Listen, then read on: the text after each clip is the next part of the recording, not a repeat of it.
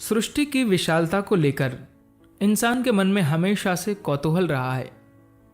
इसका अंदाजा लगाने के लिए कभी उसने अध्यात्म तो कभी विज्ञान का सहारा लिया। तो क्या विज्ञान और अध्यात्म दोनों का कहना अलग है? कहां है इस सृष्टि का और छोर? आइए जानें। हम इस ब्रह्मांड के अंतिम छोर तक कभी नहीं पहुंच सकते, इसलिए हम इसे अंतहीन ब्रह्मांड कहते हैं।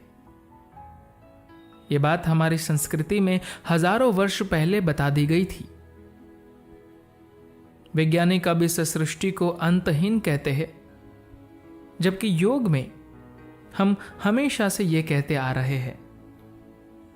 अभी हाल ही में एक जाने माने वैज्ञानिक के व्याख्यान में मुझे शामिल होने का मौका मिला। उन्होंने द एंडलेस यूनिवर्स का नाम की एक किताब लिखी। ये किताब वैज्ञानिक वर्ग में बहुत लोकप्रिय है। सेमिनार के उस खास सत्र को उन लोगों ने बियॉन्ड बिग बैंग नाम दिया था। अभी कुछ समय पहले तक वैज्ञानिक समाज का यह मानना था कि सब कुछ एक बड़े धमाके के कारण हुआ, जिसे बिग बैंग कहते हैं।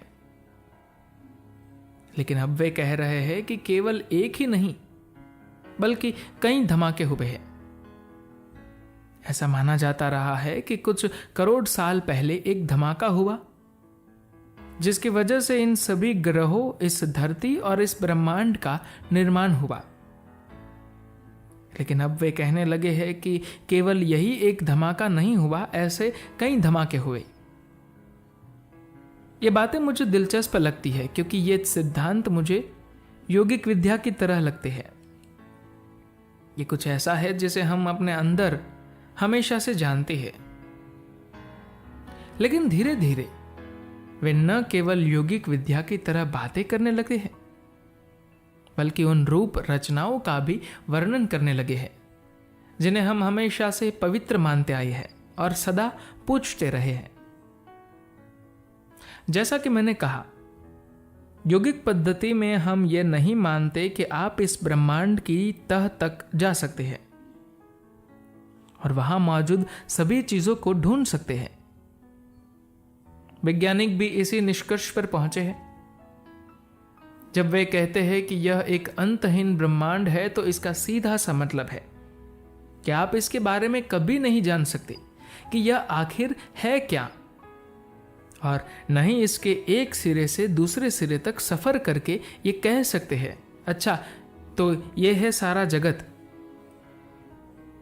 हम जानते हैं कि यह एक लगातार फैलते रहने वाली रचना है जिसका कोई और छोर नहीं है।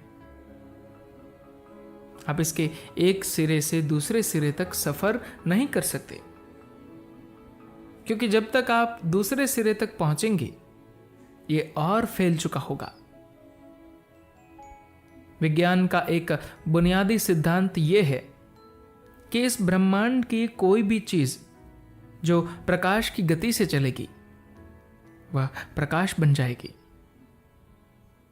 मान लीजिए कि मैं अपनी उंगली आगे पीछे करता हूं तो यह सामान्य है, लेकिन अगर मैं इसी को प्रकाश की रफ्तार से चलाता हूं तो यह अपने भौतिक रूप में नहीं रह जाएगी, यह प्रकाश बन जाएगी। प्रकाश ही एकमात्र ऐसा भौतिक पहलू है जिसका अस्तित्व बना रहता है। इसके अलावा दूसरी सभी चीजें गायब हो जाएगी। यही वजह है कि हमारी रफ्तार कितनी भी अधिक हो, प्रकाश की चाल से 1 किलोमीटर कम ही रहेगी। अगर आप अपनी अधिकतम चाल से इस ब्रह्मांड में यात्रा करते हैं तो जैसे जैसे आप इसके एक सिरे से दूसरे सिरे की ओर बढ़ते हैं वैसे वैसे ये बढ़ता जाता है, और इसी कारण आप कभी भी अपनी यात्रा पूरी नहीं कर सकते। चूंकि हम इसके अंतिम छोर तक कभी नहीं पहुंच सकते, इसलिए हम इसे अंतहीन ब्रह्मांड कहते हैं। इस संस्कृति में यह हजारों वर्ष पहले कहा गया था। अब वैज्ञानिक भी इस सृष्टि को अंतहीन कहते हैं।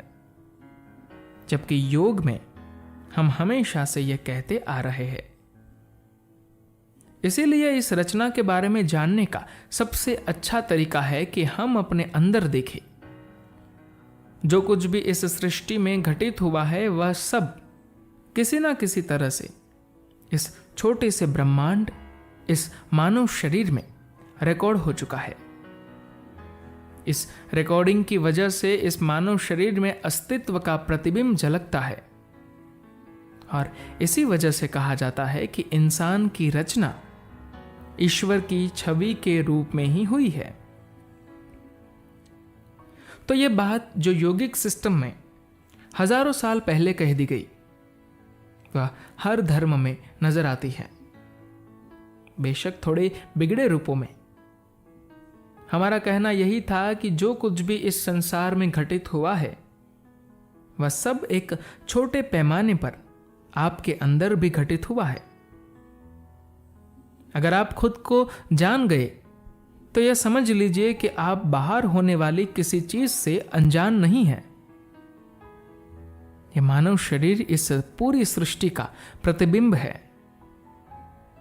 हम रचना और रचयिता को अलग नहीं कर सकते, और दूसरे शब्दों में कहा जाए तो रचना ही रचयिता है। धन्यवाद।